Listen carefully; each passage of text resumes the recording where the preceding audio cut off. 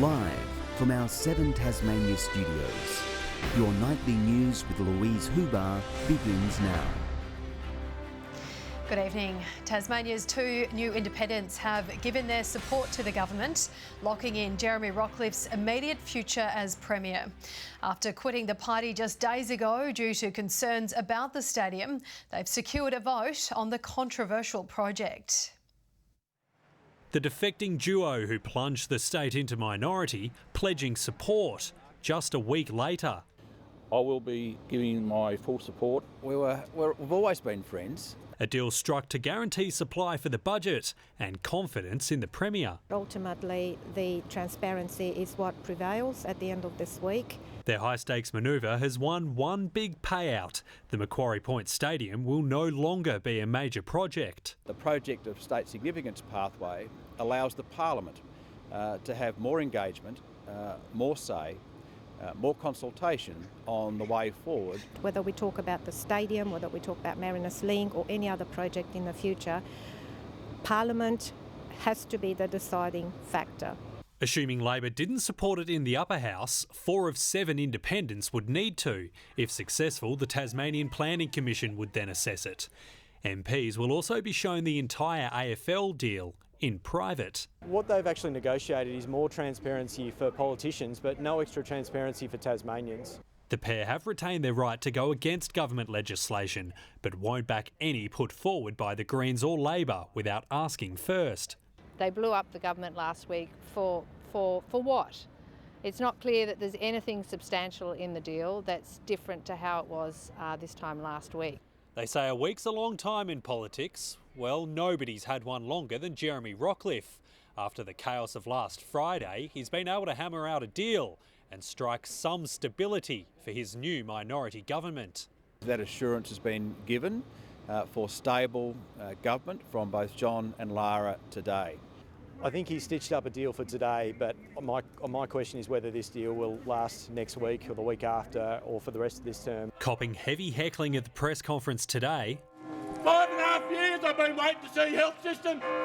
A reminder that alongside the political circus, there's also governing to be done. Josh Duggan, 7 Tasmania News. A 33-year-old Bridgewater man has been handed a raft of charges after a late-night incident earlier this month.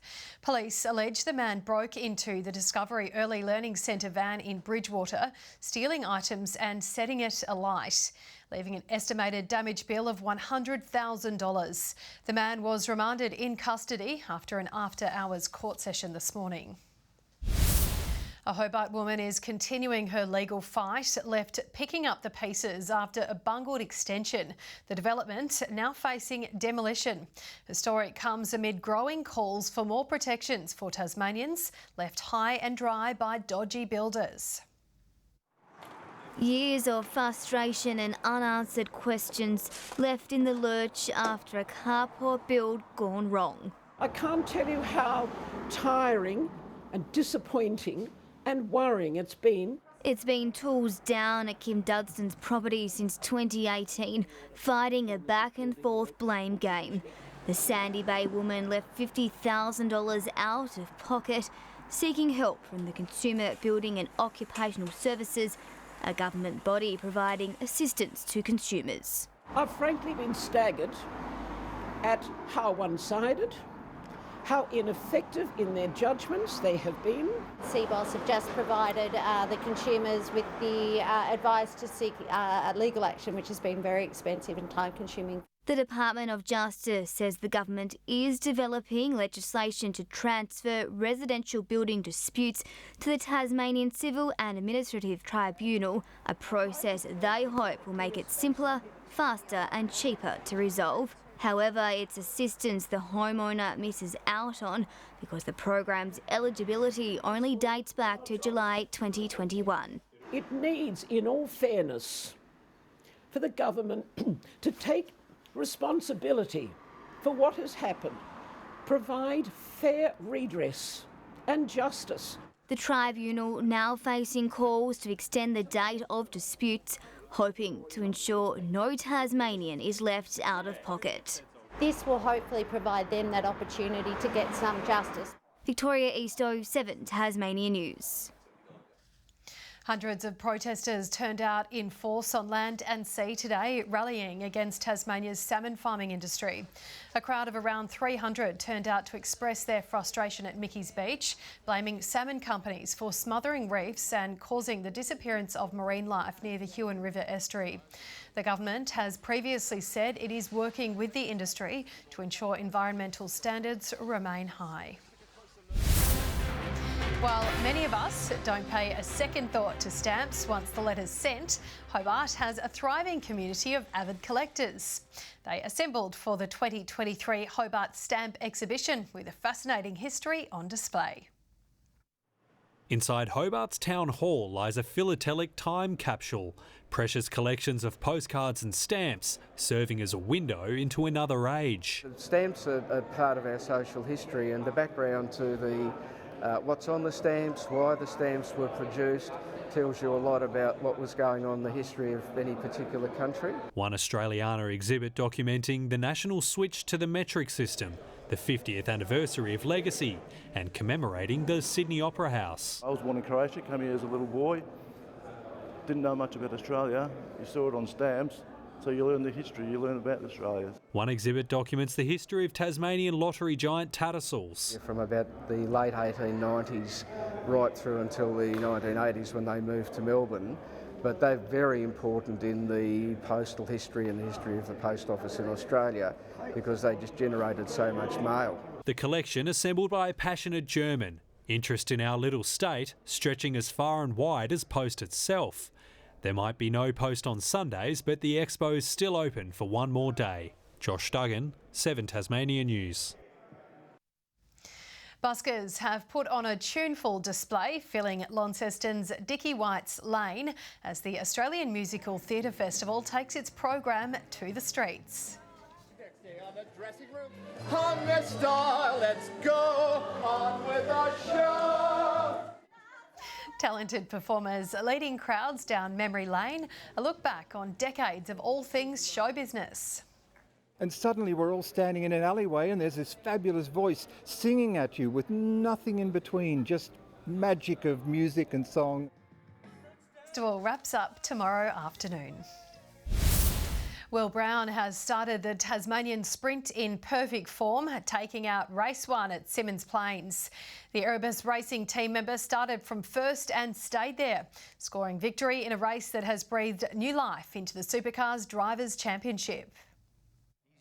Will Brown scored pole on a cold Launceston day, and he came out strong early on. What a great start by Will. He holds the advantage and he's got the ideal line at turn 2. The same couldn't be said for James Courtney. He found the wall just a few laps into the race. In a wild start, Jack LeBrock fell out the top 3, while Chaz Mostert came to a halt. Cam Waters has run Brody wide, and now there's everybody involved in this one down there. Parts of Brock Feeney's car left dangling from the collision. The collateral damage much larger though. Championship leader Brody Kostecki fell 4 laps behind. Second place Mostert was out of the race, unable to hide his frustration. Some young guys are a little bit keen to try and get their nose maybe where it's not supposed to, so I've obviously been tagged in the rear, and then as he's tried to get out of it. All the drama good news for Shane van Gisbergen as he rose through the field, reviving his championship chase. Will Brown was avoiding trouble, having enough time to pit and retain his lead. Brad Jones Racing's Andre Heimgartner was keeping him honest right to the end, less than a second behind. Brown too strong though, leading from flag to flag. I knew once I got off the line and saw the guys fighting behind me, I thought, oh well, that's what I need to get out in the lead and just stay out there and watch for the undercut. The title race will heat up tomorrow after Van Gisbergen edged past Cam Waters on the final lap to take third. John Hunt, 7 Tasmania News. In the TSL, Kingborough's unbeaten start to the season has continued, overcoming Clarence at the Twin Ovals. The Roos took a lead into quarter time, but it was all Tigers after that, running over Clarence in a dominant display. Tyler Carter bagged 3 goals as Kingborough ran out 70-23 winners. In the other matches, North Launceston were too strong for North Hobart. A 5-2 start from the Northern Bombers, helping them to a 113-70 win.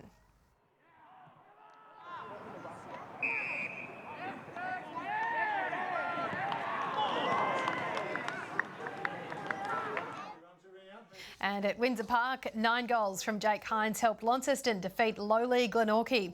An 8-goal-1 first term the Catalyst. The Blues running out winners 130-23.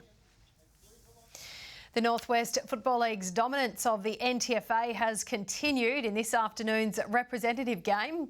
The home side stormed out of the blocks early on at Devonport Oval to take a 6-goal lead into the first change. The NTFA under pressure all game as the lead grew beyond 50 points by three-quarter time. Northwest eventually winning 84-48, stretching their unbeaten run against the Launceston-based league to 7. Back home, and the Women's Statewide Cup finalists have been confirmed, with Launceston United to face South Hobart. The Reds blitzing the Devonport Strikers on their home turf, leading 2-0 at half-time. 3 second-half goals, including this stunning free kick, helped South cruise into the final. South Hobart eventually winning 5-2. At KG5, solitary goal helped Launceston United edged past Kingborough Lions and reach the final. Otto keeps going in, an interesting cross, and it's gone off the crossbar and it's turned in by Courtney Martin. In the Lacasseljak Cup, Devonport came from behind to book their spot in the final. An 85th minute goal giving the Strikers a 3-2 win. They'll face the winner of tomorrow's Hobart United South Hobart semi-final. In the TNL now, and Cripps Waratah came from behind to defeat Kingston by 13 goals to stay second on the ladder. Corona scored their 3rd win of the season last night with a thumping win over Arrows. Captain Emma Clark starring with 31 goals in the 75-34 victory. In other matches, the Northern Hawks maintained their grip on top stop with a 68-35 win over Devon this afternoon. Ashmore on target for the winners with 43 goals from 45 attempts. The Cavaliers also scored a big win, defeating league newcomers South East Suns 67-34. And to basketball, where the NBL 1 women are currently in action. Launceston Tornadoes leading the Dandenong Rangers into the second half. The Tawns up by 12 at the main break, while the Hobart Chargers have the upper hand over the Keilor Thunder. The score there sitting at 41-43. The Chargers men and Northwest Thunder take to the court at 8 o'clock. Good evening. 15 was the state's top today across Devonport and Burnie. Launceston 14, 13 in Hobart. 14 across Flinders Island and Grove, Strawn 13 and 7 in Lyowini. Extensive low-level cloud is seen about the state, increasing to middle and high cloud as a thick band moves from the west. Further out, patchy low cloud is seen about southern coastal parts of Australia, including Tasmania, while the rest of the country is mostly cloud-free. Tomorrow, showers are expected about western, southern and central areas of Tasmania, with snow falling to 800 metres in the south in the morning. Southwesterly winds tomorrow 30 to 40 knots, swells up to 6 metres in the west and south and up to 3 metres in the north. A gale warning is current for Storm Bay, the West Coast, Flinders Island and the East Coast. A strong wind warning for the Derwent Estuary, Frederick Henry Bay, Central Plateau Lakes and Franklin Sound. And a warning to sheep graziers for the Southeast Forecast District. Tomorrow's forecast now: Hobart, a morning shower or two, 14 in Richmond, showers easing in Ouse. In the north, cloud clearing in Launceston, Devonport mostly sunny, 13 in Deloraine. Burnie and Curry tomorrow, 14, showers easing in Strawn.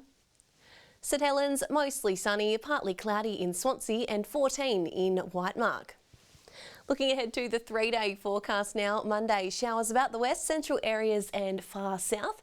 Tuesday, showers across the west, central areas and south, mostly fine elsewhere. And Wednesday, showers about the north and west, increasing during the evening. Capital cities, 23 and mostly sunny in Perth tomorrow. Showers clearing in Adelaide and 19 in Sydney. And currently Hobart 9 and cloudy, Launceston 10 and Devonport 10 and cloudy. That's all in weather tonight, Lou.